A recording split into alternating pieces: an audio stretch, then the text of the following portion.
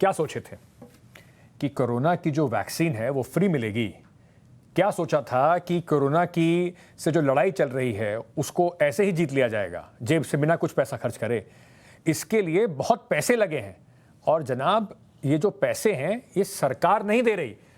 अब पोस्टर चाहे सरकार कुछ भी लगा दे, लेकिन सरकार नहीं दे रही, आप दे रहे हैं। और ये मैं नहीं कह रहा हूं, चौंकिए मत इस बात पर। केंद्रीय राज्य मंत्री पेट्रोलियम और नेचुरल गैस के जो मंत्री हैं रामेश्वर तेली, उन्होंने बहुत बड़ा खुलासा किया और बहुत ढंग से खुलासा किया कि ये जो वैक्सीन लग रही है जिसका फ्री में आपको बताया जा रहा है वो फ्री नहीं है, उसका पैसा मैं और आप रोज चुका रहे हैं।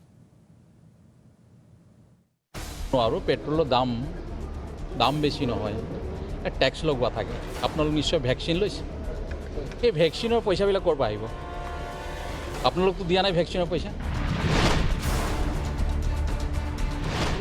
वाह मंत्री जी वाह। इससे पहले कि मंत्री जी को सच से सामना करवाएं, आप इनकी तारीफ जान लीजिए। नाम है रामेश्वर तेली, हिंदुस्तान के केंद्रीय राज्य मंत्री पेट्रोलियम और नेचुरल गैस है। जब मंत्री जी से पेट्रोल डीजल के बढ़ते दाम पर सवाल पूछा गया तो जनता पर ही एहसान जता दिया। कहते हैं कि पेट्रोल डीजल से वसूली करके देश में फ्री वैक्सीन बांट रहे हैं। और पेट्रोल दाम बेसि नहय टैक्स लगवा थाके आपनालोक निश्चय भैक्सिन लैছে এই ভ্যাকসিনৰ পইচাবিলাক ক'ৰ পৰা আহিব আপোনালোকতো দিয়া নাই ভ্যাকসিনৰ পইচা। ऐसे में श्रीमान रामेश्वर तेली जी से ये सवाल है कि जो लोग फ्री में वैक्सीन नहीं ले रहे हैं क्या उनके लिए पेट्रोल को सस्ता कर देंगे? अच्छा, तो मंत्री जी ये भी बता दीजिए कि निर्मला सीतारमण ने सरकार के बजट में जो 35,000 करोड़ रुपए आवंटित किए थे वो कहां गए? देश में अभी तक 96 करोड़ लोगों को कोरोना की वैक्सीन लगाई गई है। अगर एक टीके का औसतन मूल्य 200 रुपए मान लिया जाए तो 19,200 करोड़ रुपए की कीमत आएगी। ऐसे में अभी भी 35,000 करोड़ के बजट में से 15,800 करोड़ रुपए बाकी ही होंगे। ऐसे में आपको पेट्रोल डीजल के जरिए जनता से वसूली करने की जरूरत क्यों पड़ गई? নিয়ন্ত্রণ ইন্টারন্যাশনাল মার্কেটে যদি ডাউন হয় অটোমেটিক ডাউন হ'ব, এইটো আমাৰ নিয়ন্ত্ৰণ কৰাৰ কথা। কিন্তু এইটো ঠিক যে কিছু ট্যাক্স লগোৱা আছে। আজি ভাৰতবৰ্ষত সবতকৈ বেছি তেলৰ দাম যদি আছে ৰাজস্থানত আছে। ইয়াৰ কাৰণ হৈছে ৰাজ্য চৰকাৰে ভেটটো হাইয়েষ্ট যদি ক'ৰবাত লগোৱা হৈছে তেতিয়াহ'লে ৰাজস্থান চৰকাৰে লগাই থৈছে। मंत्री जी कह रहे हैं कि इंटरनेशनल मार्केट में तेल के दाम बढ़े, इसीलिए पेट्रोल डीजल के दाम भी बढ़ रहे हैं। चलिए मान लिया कि इंटरनेशनल मार्केट में कच्चे तेल का दाम ऑल टाइम हाई है, लेकिन जब ये ऑल टाइम लो थी तब भी आपकी सरकार ने तेल के दाम को कम नहीं किया। अगर आपको याद नहीं है तो हम आपको दिला देते हैं। साल 2014 में कच्चा तेल $106.8 प्रति बैरल था। तब पेट्रोल की कीमत $71.40 प्रति लीटर थी। इसके बाद कच्चे तेल की कीमत $58 प्रति बैरल पर पहुंची और पेट्रोल की कीमत भी नीचे आकर $59 प्रति लीटर गई। इसके बाद कच्चे तेल की कीमत $35 प्रति बैरल आई, लेकिन अब पेट्रोल की कीमत बढ़कर $61 प्रति लीटर हो गई। साल 2020 में कच्चे तेल की कीमत $21 प्रति बैरल तक गिर गई, लेकिन पेट्रोल की कीमत बढ़ी $71.26 प्रति लीटर हो गई। अब कच्चे तेल की कीमत $73 प्रति डॉलर है, तो पेट्रोल की कीमत को बढ़ाकर $103.54 प्रति लीटर कर दिया गया है।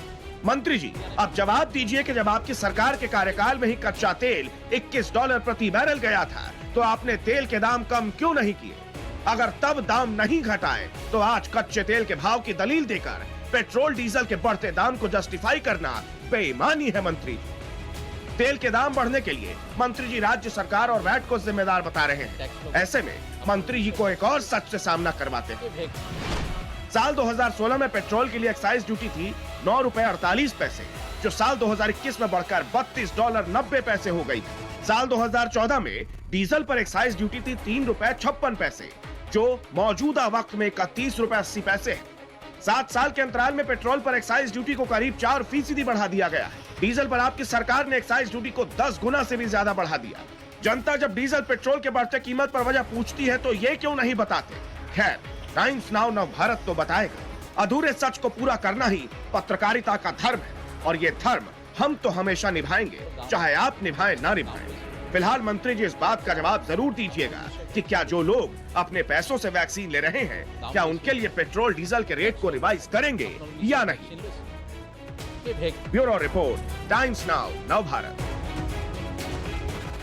अब जब मंत्री जी ऐसी बात कहेंगे तो विपक्ष को मुद्दा भी मिलेगा और उन पे हमला करने का एक मौका भी मिलेगा, और विपक्ष कहां चूकने वाला है। का जीना बेहाल कर रखा, और वो भी उस महीने में जब देश में सबसे ज्यादा फेस्टिवल्स होते हैं। तो इस तरह के अतार्किक बयान ना दें। एक्साइज ड्यूटी को पेट्रोल और डीजल पे तुरंत 15 से 20 रुपए प्रति लीटर कम कर दें, तो 20 रुपए प्रति लीटर के पेट्रोल और डीजल दोनों कम हो जाएंगे। ध्यान रहे, पेट्रोल का सबसे बड़ा कंज्यूमर है मध्यम आय वर्गीय व्यक्ति। मैं सदन के पटल पे कह चुका हूं कि वेलफेयर स्टेट में there is nothing called free. एक कमिटमेंट होता है वेलफेयर स्टेट का अपने सिटीजन के साथ। अगर आप उस कमिटमेंट को नहीं समझते हैं ना, तो आपको राजनीति करने का कोई हक नहीं है। कहाँ से ज्ञान लेके कैसे लोग मंत्री बने बैठे हैं, किस तरह की टिप्पणियां कर रहे हैं, अशोभनीय, मर्यादा से परे, संवेदना विहीन। इन सबको एक प्रशिक्षण की जरूरत है। माननीय प्रधानमंत्री जी, ऐसे लोग के रहने से आपको विपक्ष की जरूरत नहीं है। यही लोग आपकी लुटिया डुबो देंगे।